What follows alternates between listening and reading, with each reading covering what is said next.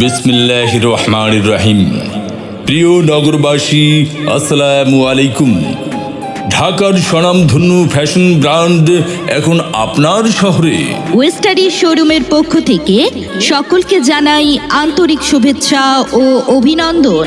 সুখবর, সুখবর, সুখবর, আপনাদের জন্য এক দারুণ সুখবর। আসন্ন দুর্গাপূজা উপলক্ষে আগামী 13 অক্টোবর রোজ রবিবার পর্যন্ত আমাদের সকল পণ্যের উপর পাচ্ছেন 30% মূল্য ছাড়।